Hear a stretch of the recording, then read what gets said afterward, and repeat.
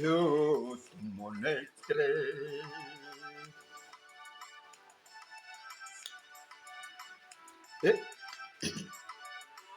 Église Jéhovah, l'encre de ma vie. L'église Jéhovah, l'encre de ma vie. Shalom, peuple de Dieu. Shalom à vous tous, les témoins de Branham où vous êtes, même les témoins de Jésus, parce que vous n'avez pas encore connu que Jésus a changé de nom. Que le Très-Haut vous bénisse partout où vous êtes. Ma prière c'est en ce moment est que Dieu puisse m'aider, puisse vous aider, en fait que ce que je vais citer de sa parole puisse vous atteindre partout où vous êtes. Et j'ai l'objectif de vous atteindre par voie d'Internet, par voie de WhatsApp, par voie de YouTube, par voie de Facebook, par voie de TikTok, même par voie de X. Je vais vous atteindre. Que Dieu vous aide, que Dieu m'aide à ce que ces paroles, ces mots que je vais citer de la parole de Dieu, la parole promise pour ce temps, puisse vous atteindre où vous êtes. Je suis le témoin de Branham au Rwanda. C'est lui qui vous parle chaque jour. C'est lui qui vous conscientise. C'est lui qui vous amène à reconnaître ce que Dieu a fait au temps de la fin. À reconnaître que cette même colonne de feu que vous voyez sur la photo, c'est la colonne de feu qui était dans au début du commencement. Tout au fin fond du début du commencement, cette colonne de feu qui créa, c'est la même colonne de feu qui conduisit Moïse, c'est la même colonne de feu qui apparut devant Paul, ou qui apparut à Paul et lui dit, Saoul, Saoul, Saoul, pourquoi me persécutes-tu? C'est la même colonne de feu qui est revenue au temps de la fin, et cette fois-là, elle s'est laissée photographier. Voilà pourquoi nous sommes témoins de Branham. Nous sommes témoins des choses palpables, des choses que nous avons vues, des choses que nous avons entendues. Et voilà pourquoi il nous a appelés pour que nous puissions les publier au monde, faire connaître ces mystères à ceux qui se trouvent actuellement au Rwanda. Par tous les moyens, je vais vous atteindre. Ainsi donc, j'ai un petit sujet. Je voulais qu'on partage cela avec vous. Je vais parler du sujet intitulé « Le pasteur doit vous conduire jusqu'au signe ». Tout simplement cela. Les pasteurs doivent vous conduire jusqu'au signe. Et aujourd'hui, nous avons un seul pasteur. C'est Branham, Marion Branham. Celui-ci que vous voyez ici, il doit nous conduire jusqu'au signe. Mais il va conduire qui? Il va conduire celui qui accepte qu'il est prophète. Celui qui accepte d'être conduit par lui, c'est celui-là que le pasteur va conduire jusqu'au signe. Voilà. À cause de cela, croyez-vous qu'il est le prophète de Dieu? Croyez-vous que c'est lui le grand prophète? Croyez-vous qu'il est le prophète des prophètes, le Dieu des prophètes qui a manifesté ou qui s'est manifesté dans cet âge jusqu'à créer, à prononcer la parole, et cette parole crée des choses. Il créait tout ce qu'il voulait. Ainsi donc, si vous croyez qu'il est le prophète de cet âge, maintenant je pense qu'avec cela, vous allez accepter qu'il puisse vous conduire jusqu'au signe. Pas moi, pas n'importe qui, le pasteur Branham, celui que vous appelez frère Branham, ou soit que j'utilise le terme le pasteur frère Branham, nous conduit jusqu'au signe. C'est ça le petit sujet. Maintenant, à cause de cela, je vais lire ceci. Voilà où je tire mon petit sujet, c'est ici. Le signe du 8 février 1964, je lis le paragraphe 242. Que chacun de vous confesse qu'il a eu tort. Et souvenez-vous, c'est même Jésus est ici en ce moment. Je vous le certifie, cette lumière est ici même au milieu de vous. Il est le Christ. Demandez-lui simplement de vous pardonner et de vous fortifier, de vous purifier de tout péché. Ne bougez pas de là. Et le pasteur vous conduira à la repentance et jusqu'au signe. Et là, ce sera réglé. Ça ne peut pas être réglé aussi longtemps que vous n'êtes pas arrivé au signe. Même si on vous conduit à la repentance, oh, moi j'étais pécheur. Oh, moi j'ai cru à la divinité de Jésus. J'ai cru à la divinité en Branham. J'ai cru à la divinité. Dieu s'est fait chair au temps de la fin. J'ai cru en l'homme qui a la colonne de feu. Ça ne t'amène à rien. Tu es païen. Jusque-là, tu es païen. Parce qu'il y a une formule. Et c'est ce que je lis. Demandez-lui simplement de vous pardonner. Et Dieu vous purifiera de vos péchés. Ne bougez pas juste par là. Ne bougez pas de là. Et le pasteur vous conduira à la repentance. Vous devez d'abord vous repentir. Reconnaître les temps et les messages. Reconnaître la divinité comme vous prétendez connaître la divinité. Et en fait des comptes pour que tu sois sauvé jusqu'au signe. Et là, ce sera réglé. Donc, ce n'est pas encore réglé aussi longtemps que vous prétendez avoir vu la divinité. Le diable aussi connaît Dieu et il tremble. Et d'ailleurs, avant que toi tu n'aies vu cette divinité, ce sont les démons qui l'ont vu premièrement avant toi. Ils ont tremblé. Même à l'époque de Jésus, ce sont les démons qui ont vu, qui ont reconnu premièrement. Ils ont tremblé. Mais toi maintenant, qu'est-ce qui va te différencier de ces démons? Même aujourd'hui, au temps de la fin, les démons ont reconnu que Dieu est dans la chair humaine. Mais maintenant, qu'est-ce qui te différencie de ces démons-là qui prétendent avoir connu la divinité? Je crois à l'eau. Jusqu'au signe, c'est là que ce sera réglé. Quel est ce signe? Écoutez, pour parler de ce signe, commençons d'abord par les 3 dispensations. Les témoins de Branham vous amènent d'abord plus loin pour voir qu'est-ce que Dieu a toujours fait, puisqu'il est le même hier, aujourd'hui et éternellement. C'est ce qu'a dit Paul.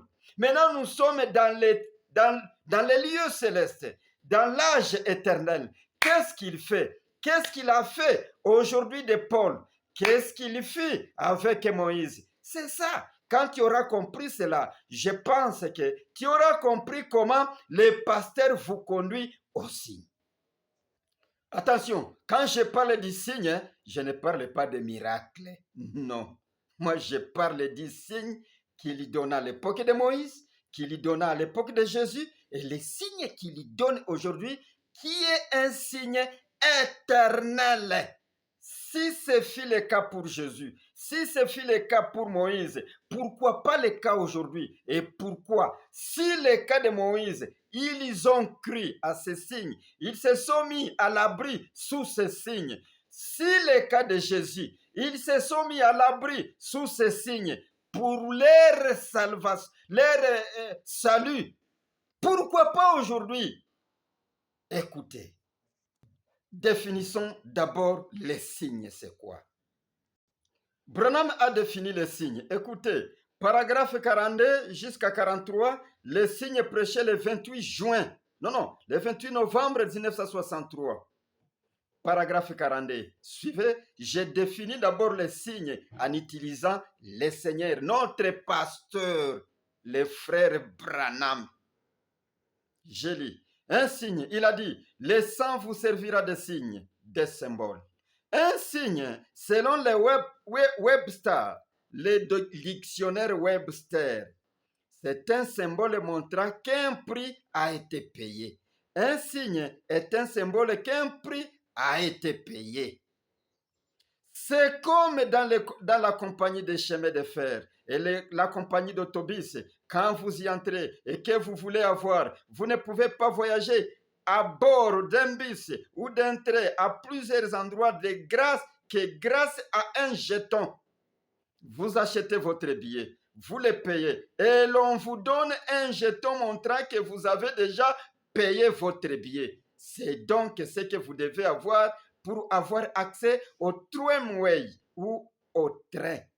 C'est-à-dire, quand vous entrez même à la place où on est en train de vendre les billets pour les voyages, vous devez donner votre approbation. Et votre approbation, c'est ce que moi j'appelle votre foi. Votre foi, c'est l'argent que vous donnez dans ce lieu public-là. Maintenant, quand vous payez les prix, pour les billets, il vous donne quelque chose qui montre que maintenant, vous êtes accepté d'entrer dans ce train. Vous êtes accepté d'aller à la destination parce que vous avez payé votre prix. Vous avez donné votre approbation par un geste qu'on appelle l'argent. Maintenant, il vous donne quelque chose. Et c'est quelque chose-là, c'est les billets.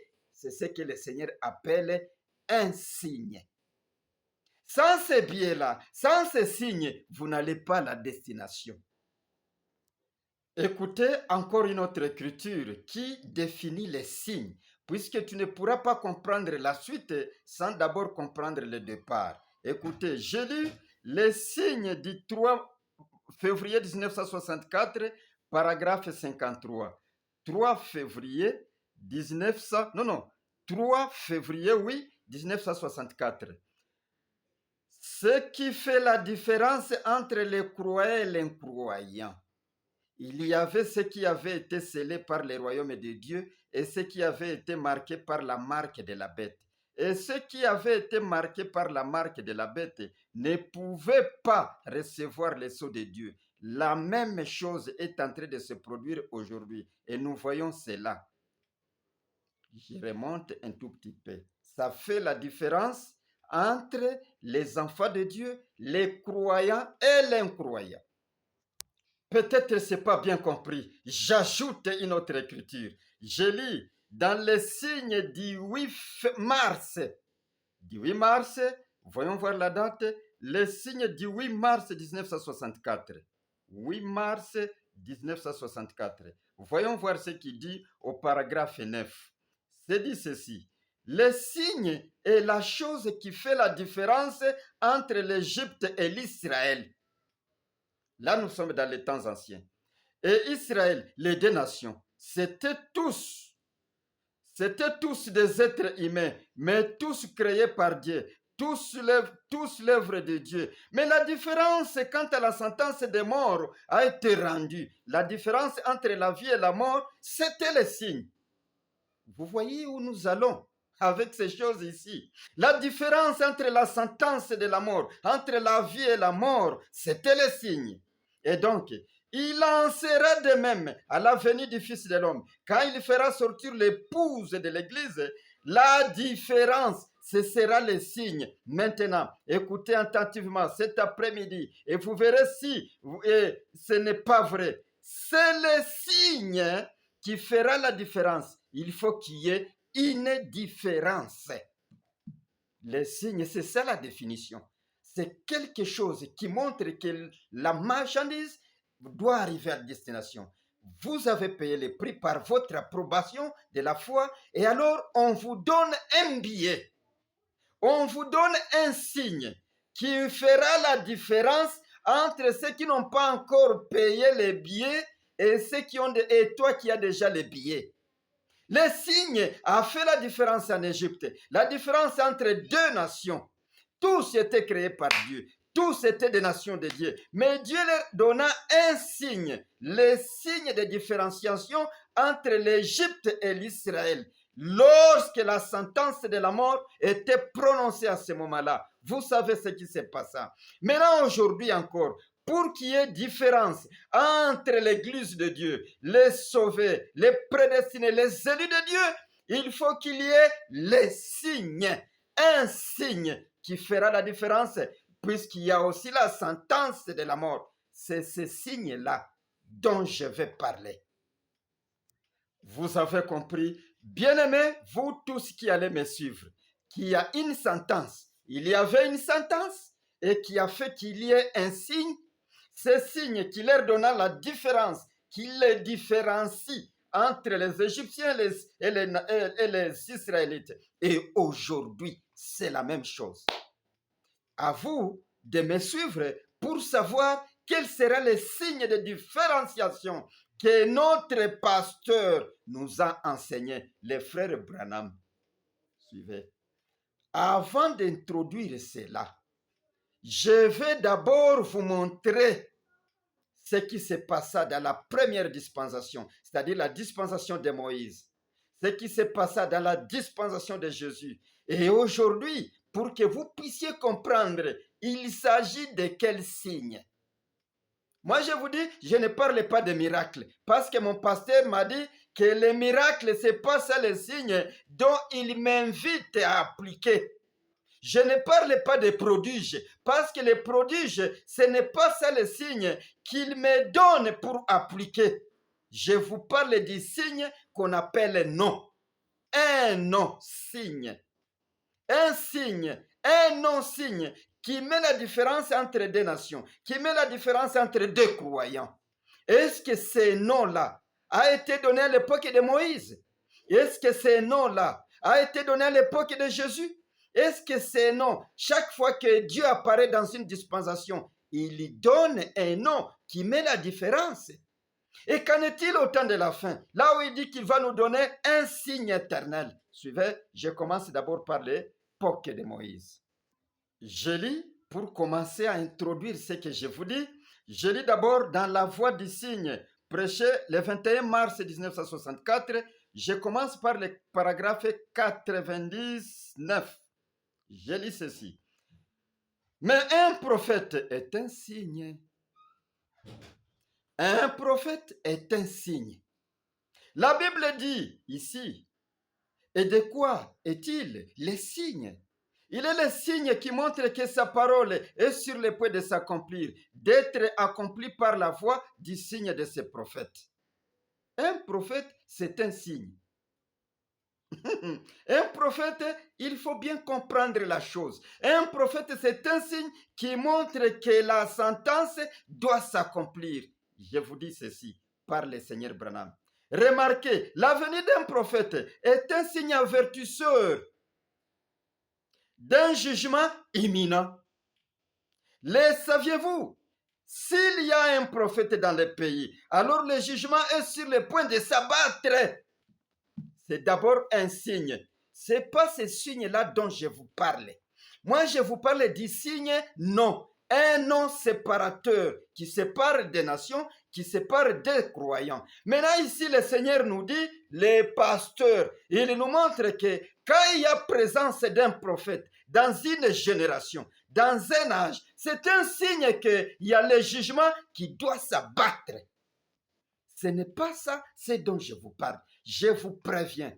De sorte que vous ne prenez pas, vous ne disiez pas, moi je crois à un prophète, moi je crie à Branham, j'ai vu un prophète, je l'ai suivi. Jusque-là, vous n'avez pas échappé. Puisque lui, quand il apparaît, il montre qu'il y a un jugement qui doit s'abattre. Maintenant, où est-ce que vous allez vous réfugier? Dans ces prophètes-là? Dans ces prophètes-là, mais ces prophètes, quand il apparaît, il prévoit un endroit où vous allez vous réfugier lorsque ce jugement s'abat sur la terre. Et cet endroit-là, c'est ce dont je parle. Je continue. Le saviez-vous? S'il y a un prophète dans un pays, alors le jugement est sur le point de s'abattre. Souvenez-vous, il doit d'abord, bien sûr, être confirmé par Dieu et par la parole de Dieu jusque-là. Et ensuite, il exécute les signes. Observez ces signes, ce qu'il prédit. Il a dit, si cela ne s'accomplit pas, alors écoutez-les. Si cela s'accomplit plutôt, alors écoutez-les. Ce n'est pas ça mon problème. Mon problème est que ces prophètes prévoient, comme est un signe de jugement qui doit s'abattre, il prévoit un endroit. C'est-à-dire, il y donne un endroit. Et cet endroit-là, c'est un nom. Écoutez une autre remarque que je vais donner pour que vous puissiez comprendre les signes que notre pasteur, le frère Branham, va nous dire. Cette fois-ci, je l'appelle pasteur.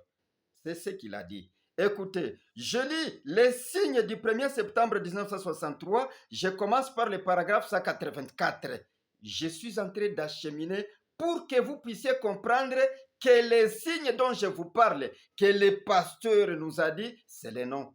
Écoutez, Maintenant, la scène, chaque événement spirituel est un signe devant Dieu. Faites attention, remarquez bien, voyez, surveillez chaque événement spirituel. Tout ce qui arrive, c'est un signe. Nous ne sommes pas ici par hasard. Ces choses n'arrivent pas simplement par hasard. C'est un signe. C'est un signe que nous devons nous dépêcher de nous mettre à l'abri. Parce qu'il y a un événement, parce qu'il y a une calamité, parce qu'il y a le jugement qui doit s'abattre. Maintenant, écoutez. Noé était un signe pour sa génération. Noé était un signe pour sa génération. Élie était un signe pour la sienne. Jean était un signe pour la sienne. Voyez-vous, tous les messages de l'air est un signe. Observez-les, ce qu'il est en train de faire. Voyez-vous, c'est un signe. Tout a une signification. Je vous demande ceci. Moi, je suis dans l'optique signe un nom. Et c'est un nom protecteur, un nom qui nous protège contre le jugement qui s'abat. Écoutez, Noé était un signe pour sa génération. Mais qu'est-ce qu'il a fait? Qu'est-ce qu'il fit pour sa génération? Il leur donna un signe aussi. Bien qu'étant un signe, nous l'avons dit, c'est un signe pour le jugement. Mais il leur donna un signe, l'arche, entrer dans l'arche. Jean, c'était un signe pour sa génération. Mais quel signe, quelle protection qu'il leur donna? Jésus, voilà l'agneau de Dieu qui ôte les péchés du monde. Jésus lui-même, nous le parlerons ici dans cette partie qui suit.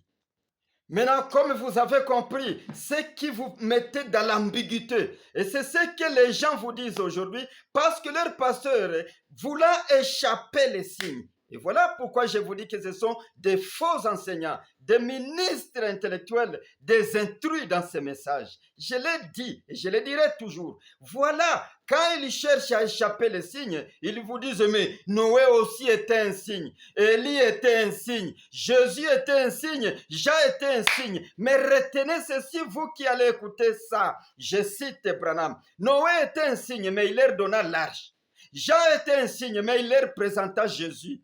Et Jésus de même. Maintenant, pour aboutir à Jésus, parlons de Moïse d'abord, parce que nous commençons maintenant les dispensations, les grands prophètes. Et le Seigneur nous dit, notre pasteur, les frères Branham, il nous dit que quand il y a un prophète qui apparaît, c'est un signe qu'un jugement doit s'abattre. Maintenant, comme un jugement doit s'abattre, il faut que ces prophètes, ces messagers qui apparaissent, qui montrent qu'il y a un jugement qui doit s'abattre, puissent préparer un endroit de refuge. C'est ça le nom. À l'époque de Moïse, c'était quoi? Je le lis en bref, parce que les minutes avancent. Écoutez, à l'époque de Moïse, le signe du 1er septembre 1963, je lis ceci au paragraphe 51. Et peu importe combien ils étaient justes, combien ils étaient bons, combien ils étaient instruits, comment ils s'habillaient, les signes étaient la seule chose. Quand je verrai les signes, je passerai par-dessus vous. Les sangs étaient les signes que l'exigence de Jéhovah avait été satisfaite, que cela avait été fait. Les sangs servaient de signes. Les sangs étaient les signes. Voyez-vous, la vie. Et comme nous parlons de la vie, lisons cela dans le seul lieu d'adoration que Dieu ait pourvu, paragraphe 173. Le sang était la vie. Cette vie-là, c'était quoi? Voilà pourquoi l'optique que le pasteur nous apprend, que les lieux de refuge, les lieux de sécurité, les signes que les prophètes amènent, c'est les noms. Écoutez pour le cas de Moïse aussi. Je le lis. Nous sommes toujours dans le cas de Moïse. Il leur donna un nom à appliquer. Il est la vie. Il leur donna la vie. L'essence, c'est la vie. Écoutez comment il est défini, notre pasteur qui nous conduit au signe. Suivez. 173. Le sang devait être mis sur les poteaux de la porte. C'était leur manière. Sur les poteaux de la porte qu'ils misent le sang. Écoutez, le sang, c'est quoi? Il a révélé notre pasteur, le frère Branham. Quand il est pasteur, nous l'appelons frère Branham. Quand il a l'autorité suprême, c'est notre Seigneur. Écoutez, le sang devait être mis sur les linteaux de la porte, voyez, et le sang est la vie de l'animal. tu mangeras la chair. Mais le sang qui est la vie, nous parlions de la vie, qui est la vie, tu le déverseras. Voyez, il y devait être. Le sang devait être mis sur les lintons de la porte de la maison dans laquelle les sacrifices étaient acceptés. Gloire! Qu'est-ce que la vie? Cette vie-là que nous avons vue. Qu'est-ce que la vie? Les noms. Il a placé les noms de la personne. Il a placé les noms de la personne. C'est qui? Vous allez à la porte. Et maintenant, vous allez à la porte. Et vous regardez, voir quel est le nom sur la porte avant de sonner. Quand vous allez à la porte spirituelle, voyez d'abord les noms qui s'y trouvent avant de sonner, avant de téléphoner. Connaître d'abord les noms avant d'implorer la grâce de Dieu. Voyez, le sang est mis sur les linteaux de la porte pour servir les types. Les noms étaient mis sur les linteaux pour servir des types, pour représenter ce que les sacrifices étaient à l'intérieur. C'est-à-dire, à l'époque de Moïse, ils ont mis les noms. Je suis dans l'optique de mon pasteur qui me conduit vers les signes. Finalement, écoutez, à l'époque de Moïse, les noms. Les sangs, la vie là, la vie c'est les noms. À l'époque de Jésus, c'est quoi? Je vous recommande de lire. À l'époque de Jésus, c'est quoi? Quel est le nom qu'il leur a donné comme signe de protection? Un signe qui les protège contre les jugements qui doivent s'abattre. Écoutez, j'allais le lire dans Jean 14, 13 jusqu'à 14. Et Jean 16, 23 jusqu'à 24. Et point, vous pouvez prendre aussi 26. Mais cette recommandation a été faite à l'apôtre Pierre. L'apôtre et les apôtres qui l'accompagnaient. Maintenant, je vais lire tout simplement cette recommandation que Paul a utilisée. Vous allez lire même la Bible. Je lis tout simplement Acte 2, 38. Je commence par 36. Pour comprendre comment le pasteur Pierre a cité par révélation la recommandation du Seigneur Jésus, du grand prophète Jésus. Pierre, qu'il avait compris, il cite un nom pour le pardon des péchés, pour qu'ils soient sauvés, pour qu'ils aient la vie éternelle. Les baptêmes du Saint-Esprit. Écoutez. Que toute la maison d'Israël sache donc avec certitude que Dieu a fait Seigneur et Christ, ce Jésus que vous avez crucifié. Après avoir entendu ce discours, ils eurent le cœur vivement touché et ils dirent à Pierre et aux autres apôtres, « Oh mes frères, que ferons-nous » Pierre leur dit, « Repentez-vous et que chacun de vous soit baptisé au nom de Jésus-Christ pour le pardon de vos péchés et vous recevrez les dons du Saint-Esprit. Car cette promesse est pour vous, pour vos enfants et pour tous ceux qui sont au loin, en aussi grand nombre que le Seigneur Dieu les appellera. » Voilà une recommandation de Jésus. Quand il y aura lu dans Jean 14 et Jean 17, Jean 14, 13, 14, Jean 16, 23, 24 et même 26, vous remarquerez comment il les recommande de prier au nom de Jésus, car il va partir maintenant. Il leur dit, priez, je ne prierai plus pour vous. Priez en ce nom et le Seigneur, le Dieu du ciel, vous exaucera. Pierre avait compris. Il y répète la recommandation. La recommandation était les noms. Les signes qui les différenciaient entre les croyants et les incroyants, les pharisiens, c'était le nom de Jésus. Et tout celui qui acceptait de prendre ces noms, il était sauvé, loin du jugement de Dieu.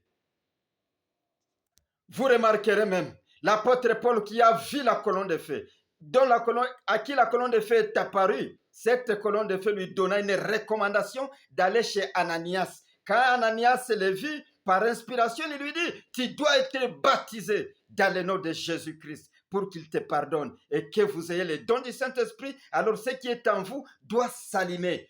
Osez prendre le nom de Jésus, le nom nouveau de Jésus, le nom révélé à la montagne Branham Peak. Vous verrez comment le don qui est en vous doit s'animer multiples fois. Et alors, vous comprendrez, vous connaîtrez Dieu dans sa perfection. Je continue. Maintenant, dans notre âge ici, l'âge du dernier temps, l'âge où l'Apocalypse 10, 1 jusqu'à 6 est accompli. Il n'y a plus de temps. Maintenant, quel est le signe? Quel est le nom qu'on nous a donné? Notre pasteur qui nous conduit au signe. Qu'est-ce qu'il a dit? Écoutez ceci dans l'unité avec Dieu. L'unité avec Dieu prêchée quand?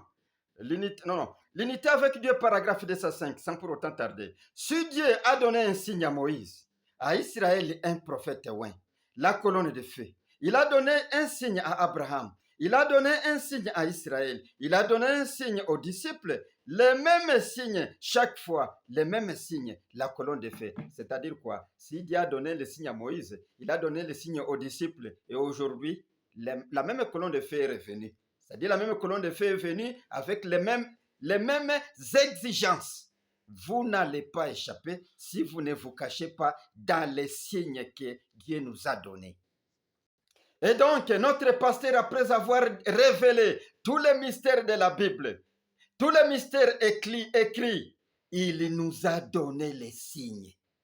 Il nous a donné les signes à la fin des comptes, avant de partir, à la dernière partie de sa vie sur la terre. C'est-à-dire les 2 ans qui restaient, dans les 2 ans-là, il a donné les signes. Écoutez, je vais les lire dans Se tenir à la brèche. Et là, je saute beaucoup de choses. Mais bien aimé, il nous a donné un signe. Allons à la montagne Branham et Pique. Ne vous en passez pas. Allez d'abord là. Allez vérifier. Allez voir ce qui s'est passé là. Sans cela, vous périrez. Je le lis. Paragraphe 139. Bon, alors, comme Billy et moi commencions à descendre cette route. Voyez, commencions à descendre cette route. Billy s'est rendormi. Et cela m'a dit, je vais te donner un signe perpétuel. Je descends. Et je dis, Seigneur, qu'est-ce? J'ai entendu un tout petit peu, rien ne s'est passé. Je dis, quel est ce signe perpétuel, Seigneur? Et j'ai entendu quelques minutes. Et à ce moment-là, j'ai tourné la tête pour regarder. Billy, il dormait. Et il a répété, je vais te donner un signe perpétuel. Comme il est donné à Moïse, comme il est donné aux disciples. Et aujourd'hui, la même colonne de feu est retournée. Je vais te donner un signe perpétuel. Il a dit, regarde vers l'ouest depuis où tu es. J'ai tourné la tête comme cela dans le véhicule pour regarder, j'ai ralenti. Vous savez, l'Esprit de Dieu, Seigneur. Il dit, Seigneur, je me suis senti comme si j'allais crier et pleurer. Je descends vite. Et puis, non, il faut que je termine. J'ai regardé, je n'ai vu qu'une montagne avec des sommets blancs. J'ai dit, je ne sais pas, je ne vois pas de signes perpétuels. C'est notre pasteur qui veut nous conduire au signe. Suivez. Il a dit, paragraphe 143, ton nom est écrit partout là. C'est une promesse. Dieu devrait donner les noms aux humains. Maintenant, il les donne. Ton nom est écrit, toi homme. Ton nom est écrit partout là. Écoutez, je me suis dit que je suis devenu très faible. Je descends. Paragraphe, je vois le paragraphe, je prends le paragraphe 150. Il a dit, combien y a-t-il de pics? Les pics sur la montagne où il s'est tourné pour regarder. Combien y a-t-il de pics sur la montagne? Vous pourrez lire bien attentivement, vous comprendrez. Moi, je cours à la minute. Il a dit, combien y a-t-il de pics? J'ai dit, il y en a 7.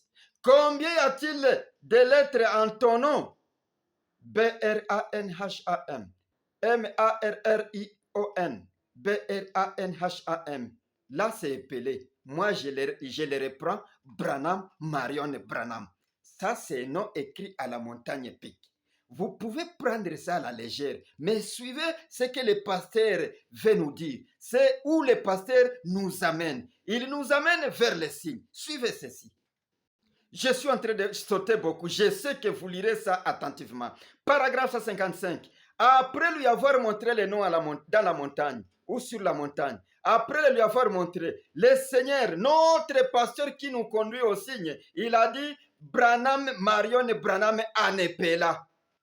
Écoutez, vous pouvez prendre ça à la légère. Suivez ceci. Il a dit ça. Il a dit ça. ça va rester. Si jamais il y a un doute dans ton esprit, reviens-toi de cet endroit, reviens-y. Reviens ici. Si tu as des doutes, que ça ne soit pas ce qu'il a dit, retourne tout simplement à la montagne. Reprends encore la brochure. Lis cela par la prière et tu verras cela. N'essayez jamais de changer. S'il y a des doutes, revenez ici à la montagne où est écrit le nom. Branham, Marion Branham. Et je n'ai pas encore dit que c'est ça le signe. Mais lui, il a dit, l'ange de l'Éternel lui a donné un signe perpétuel. En d'autres traductions, c'est un signe éternel. Et quand ça se rapporte à Dieu, c'est éternel. Un signe perpétuel, c'est quoi? Ton nom qui est écrit partout là. Puisqu'il a regardé la montagne, il n'a rien trouvé. Il lui demande encore, c'est quoi? Ton nom y est écrit. Branham, Marion Branham. Suivez, je vous préviens, ne changez rien parce qu'il a dit, ça doit rester. Je vous disais que j'ai fait la course à la montre. Maintenant, après avoir prêché, montré ces signes à la montagne Branham Peak, écoutez ce qui s'ensuit. Pour votre information, le Seigneur, notre pasteur, il a commencé à prêcher les prédications intitulées Les signes. Beaucoup de sortes de signes. Les signes du 63, les signes du 64, dans de différentes dates. Beaucoup 4 ou 5 sortes de signes. Il prêche même la voix du signe. Maintenant, écoutez ce qu'il nous recommande. Ici, les signes du 1er septembre 1963, paragraphe 186. Oui, du 1er septembre. Oh, mes petits enfants, mon frère, ma soeur, mettez-vous sous les signes sans tarder. Quel signe? Il n'avait jamais parlé du signe perpétuel. Il n'avait jamais parlé du signe éternel étant un nom. Maintenant qu'il prêche ça, il nous dit, mes petits-enfants, mes frères, ma soeur, mettez-vous sous les signes sans tarder. Voyez-vous, ne vous contentez pas d'un substitut. Ne faites pas cela. Ne faites pas juste l'imaginer. Restez là jusqu'à ce que vous sachiez que le signe est appliqué, jusqu'à ce que la pensée qui était en Christ soit en vous, jusqu'à ce que toute la folie du monde soit sortie de vous, jusqu'à ce que le seul désir de votre cœur soit parti. Alors vous savez que quelque chose est en train de se reproduire. Jésus a dit, voici les signes qui accompagneront ceux qui auront cru. Je peux m'arrêter cela. Quand vous avez appliqué ces signes, n'ayez pas l'audace de remplacer. C'est pourquoi il a dit, ça doit rester. N'ayez pas l'audace de prendre un substitut. C'est ce qu'il nous dit. Ça doit rester. Quand vous avez des doutes, revenez à cette montagne. Quand vous avez appliqué les signes et que ce signe est en vous, c'est là que vous avez le pouvoir maintenant de chasser les démons. Comme Jésus l'a dit, ils chasseront les démons. Ce sont des bonnes choses. Écoutez. À cette même occasion, après avoir prêché les signes, toujours dans les signes du 1er septembre 1963, il tourne même à son assemblée. Il tourne au pasteur Neville. Il tourne aux frères de l'assemblée. Et il tourne vers vous. Il dit quoi? Paragraphe 251. Remarquez, ils ne s'étaient pas rassemblés simplement pour parler ensemble du message. Ne le faites pas. Ne vous assemblez pas pour discuter sur les forums, sur les messages. Appliquez d'abord les signes. Parce que quand le prophète apparaît, c'est un signe qu'il y a un jugement imminent qui doit s'abattre. Maintenant, ce prophète prévoit, il vous prévient, il vous donne un lieu de sécurité. Après avoir prêché les signes qu'il était en train de lire à la montagne Branham Peak, un don venant du ciel par la colonne de feu, il vous dit, il tourne vers maintenant son église. Le premier pasteur qu'il a choisi lui-même, Neville, il lui dit ceci. Ils ne s'étaient pas rassemblés pour parler du message. Ils s'étaient assemblés pour appliquer le sang, là chez les Israélites, pour appliquer les signes. Dès sa 52, c'est ce que vous devez faire, pasteur Neville. Et vous tous, de cette assemblée, les administrateurs, les diacres, vous les frères, il est temps pour nous de mettre de côté toute folie du monde, de mettre de côté tout le reste. Nous avons vu assez de choses maintenant. Pour être absolument sûr, les signes doivent être appliqués. Sans lui, vous périrez. Vous périrez, c'est inévitable. Écoutez cette attention, cette petite remarque qu'il donne à Neville, aux administrateurs, aux diacres, aux frères de l'Assemblée. Écoutez cette remarque qu'il vous donne. Sans les signes, vous périrez. Les signes, c'est quoi? C'est un prophète qui apparaît pour annoncer un jugement imminent. Maintenant, quand un prophète apparaît, il doit prévoir un endroit de refuge. Lui, après nous avoir montré les noms à la montagne Branham et Peak, il vous dit, ça, prenez ça, appliquez-les, appliquez dans l'eau de baptême. Neville, administrateur, diacre, frère, et vous qui m'écoutez, appliquez ces signes. Sans cela, vous périrez. Ne prenez pas de substituts. Les substituts, c'est quoi? Jésus. Les substituts, c'est quoi? William Marion et Branham. Les substituts, c'est quoi? Bouddha. Les substituts, c'est quoi? Marie. Tout cela sont des substituts. Ne les prenez pas. Prenez les signes prêchés à la montagne. Prenez les signes prêchés dans se tenir à la brèche du paragraphe 139 jusqu'à 155. C'est là que vous échappez à la colère qui doit s'abattre sur cette terre, à la colère de Dieu. Je continue. Vous allez dire, oh, moi j'ai crié à la divinité. J'ai vu la divinité dans cet homme qui a la colonne de feu, l'homme à la calvitie. J'ai vu ceci. Ça, c'est rien. Le diable aussi l'a vu. Mais cet homme de calvitie, cet homme qui a la colonne de feu, est à Paris pour annoncer un jugement imminent qui doit s'abattre sur la terre. Maintenant, il a prévu un endroit. C'est pourquoi il prêche les signes. Il prêche les signes. Il dit aux bien-aimés, il vous dit aussi, vous qui prétendez les connaître. Maintenant, si vous croyez à votre pasteur, c'est là où je devrais aller. Si vous croyez à votre pasteur qui vous montre les signes à la montagne Branham et Peak, appliquez-les. C'est là que vous serez épargnés du jugement qui s'abat sur la terre. Écoutez, paragraphe 253. Ne vous contentez pas de vous réunir en disant « J'y crois ». Je crois à l'homme de calvitie. Je crois à l'homme à la colonne de feu. Ça ne t'amènera à rien. Parce que le diable aussi y croit. Et d'ailleurs, il tremble plus que toi qui t'es habitué à lui. Écoutez, ne vous contentez pas de vous rassembler à vous réunir en disant « J'y crois ». Mettez-vous dessous. Entrez-y. Pas entrer dans l'homme. Comment tu vas entrer dans l'homme? Tu n'as pas cette capacité. C'est Dieu seul qui a la capacité d'entrer dans l'homme. Mais toi, applique les signes. Prends ces noms. Accepte ces noms donnés à la montagne Branham et Peak. C'est les seuls signes qu'il a donnés. Et après, il prêche les signes. Après, il vous exhorte de prendre ces signes. Je descends. Mettez-vous dessus. Entrez-y. Comment faire cela? D'un seul esprit. Nous sommes tous baptisés pour former un corps de Jésus-Christ. Que chacun de vous croit de tout son cœur. Voyez-vous, il n'était pas responsable de quiconque ne se trouvait pas sous les signes.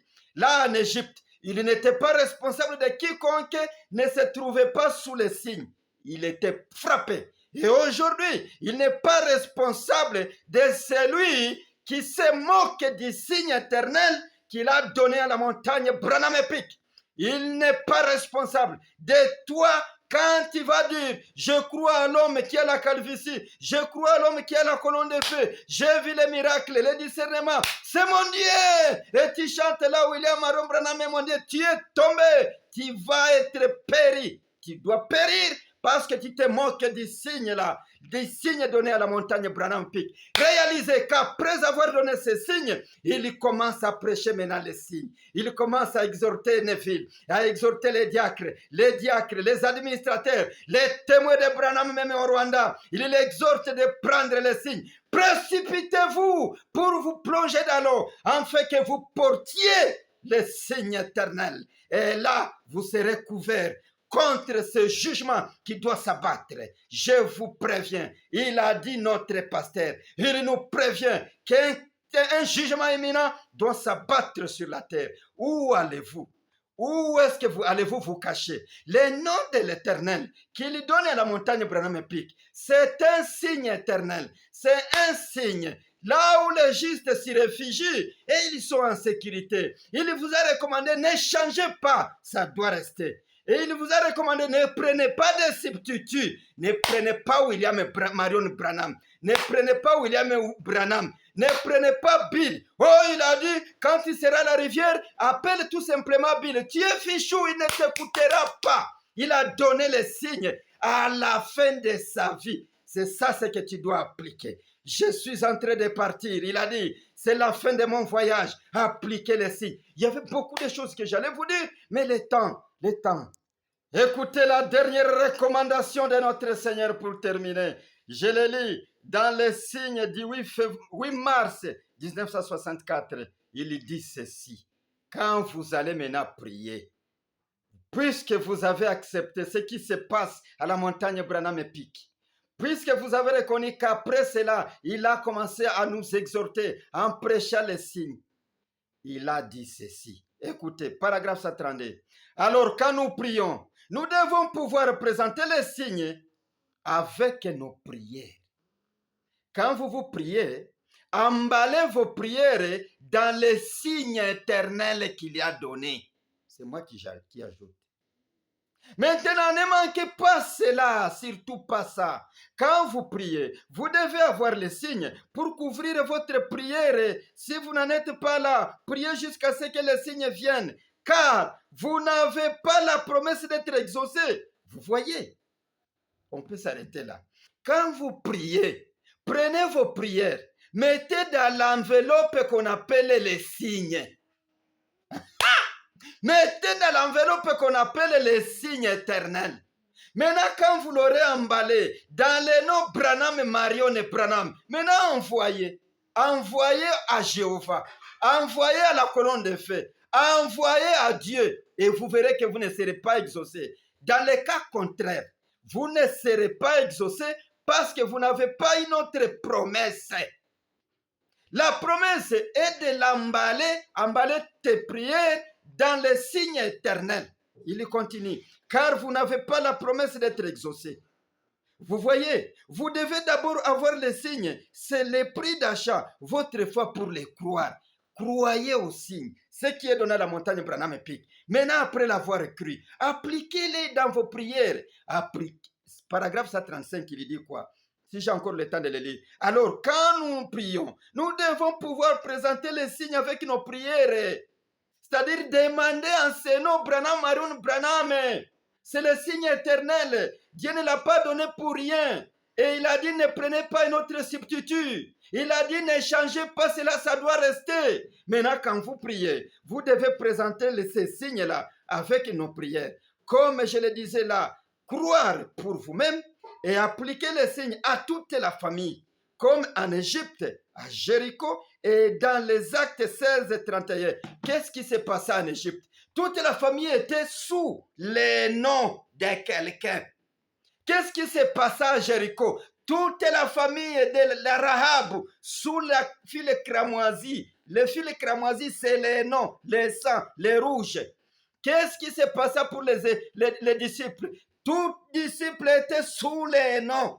Et aujourd'hui, le signe éternel qui est donné, tout disciple de Branham, tout témoin de Branham doit être couvert de ces noms, doit être plongé dans ces noms, doit plonger toute sa famille dans ces noms. Je suis heureux que vous ayez compris maintenant comment vous allez prier.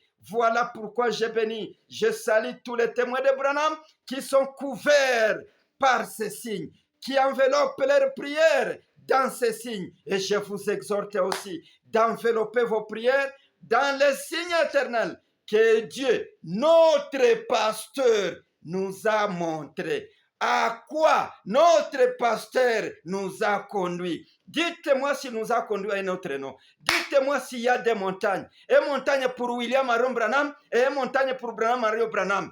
Menteur, tu es en train de tromper les enfants de Dieu. Tu dois changer. Ça doit rester. Qu'est-ce qui doit rester? C'est Branham, Marion Branham. Je suis le témoin de Branham. Voilà pourquoi je vous dis que je suis son témoin, puisqu'il m'a révélé son nom. puisqu'il m'a promis que je le connaîtrai. Je suis témoin de Branham. Je suis témoin de Branham. Je vous conscientise aussi d'être témoin de Branham. Appliquez les signes. Essayez tout simplement de prier en ces noms-là. Croire tout simplement ces noms révélés à la montagne Branham et Peak. Si vous êtes ministre, ça doit s'aligner. Si vous êtes païen, vous aurez le Saint-Esprit. Pierre même l'a dit, Moïse l'a fait, ainsi de suite. Si vous êtes païen, vous avez directement le Saint-Esprit. Si vous êtes ministre, ça doit s'aligner. Le Saint-Esprit doit vous orienter vers la coiffure, la pierre de fête. Et là, vous comprendrez. Je suis témoin de Branham. Shalom, shalom.